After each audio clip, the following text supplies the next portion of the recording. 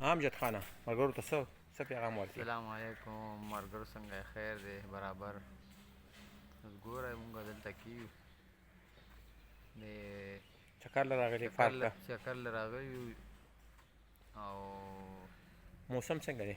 موسم ښه دی بس مونږ هم خفه یو مړه خو بس ځان له په زور باندې لږ زړه له تسلي د څه وجې نه خفه؟ خرچې سیوا دي، آمدن کم دی؟ ګراني ده خرچې سیوا دي ګراني ده. ها د چا نه څه مطالبه کوې لکه؟ مونږ د پاکستان حکومت نه دا مطالبه کوو چې ګراني ډېره زیاته ده کنټرول نه بار ده، نو چې ورسره تنخواګانې هم ښې ډېرې سیوا کېږي، چې څومره ګراني زیاتېږي نو د هغې په مناسبت سره هېڅ هم نه کېږي. صوبایي حکومت نه ستا مطالبه ده که عمران خان صاحب نه؟ ټولو نه ده، ټول پاکستان نه ده، که هغه صوبایي او که هغه مرکزي دي. داسې څه څیزونه دي چې د هغې خرچه ډېره سیوا شوې ده چې د روزمره کم د استعمال څیزونه دي؟ نو داسې څه د خوراک چیر یو څیز دی د هغې چیني غوړي سبزي د فروټو خو به نامه نه اخلو، فروټ خو زمونږ د بس کار نه دی، هغه خو مونږ نشو خوړی، او د غوښې به هم نامه نه اخلو، چرګوټي به هم نه اخلو، معمولي سبزي ده دا هم بس چې روان یو په لاره باندې سوچونه کوو چې کم شی راوالو. لکه دې حکومت کې ته خفه یې؟ د حکومت چې کومه پالیسي ده؟ خفه نه ویم چې زړه مې د کتو دی، دا زړه مې بلکل داسې دی چې خبرو نه پاتې شو د دې ګرانۍ په وجه باندې خبرې هم نه شو کولی. والله تاسو لکه په دې امید باندې اوټ ورکړی و چې یاره مطلب خان صاحب له مونږ اوټ ورکوو؟ مونږ ویم دا غریب خلک به لږ دوی له به لږ اسانتۍ میلو شي، هغه اسانتۍ په دې هغې ووایي تاسو ښځې وغیم تاسو وایي ختمومه، بیخي غریب سړی ختمومه، غریب یې داسې کو چې هغه یې بس یو دوه یې خطا که. ښه زه الله دې خیر وکړي انشاءالله.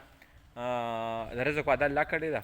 خو صحیح ده مړه، د رزق وعده الله کړې ده او دا د هر څه د الله په لاس کې دي، خو لکه دوی وایي مونږ داسې کوو هغسې کوو داسې کوو پوه شوې. لکه ته وایې چې کومې دعوې کړي دي نو هغې باندې دې عمل درآمد ونه کړو؟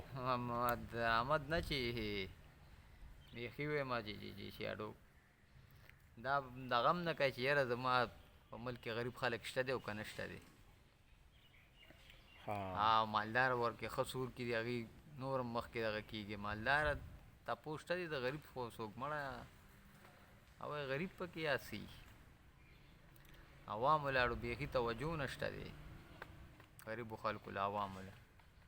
د دې نه چې کوم مخکې حکومت و د مسلم لیګ نون نواز شریف صاحب و هغې کې ته خوشحاله وې؟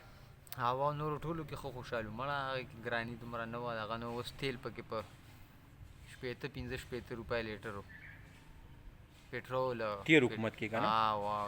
اوس 120 روپۍ لیټر دی. او غوړي؟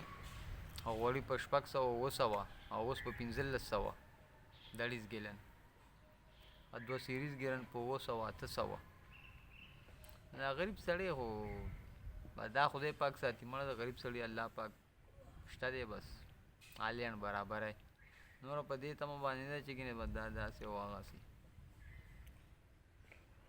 ستاسو رامنځته چې به انشاءالله حکومت او الله مقام ته ورسي انشاءالله، او الله دې وکړي چې ستاسو په دې خبره باندې عمل درآمد هغې وکړي، او مطلب چې کوم د خوراک څښاک څیزونه دي یا مطلب دوایانې دي چې دا مطلب د دې ریټونه کم کړي. صحیح ده. نور څه خبره شته؟ نه نشته بس.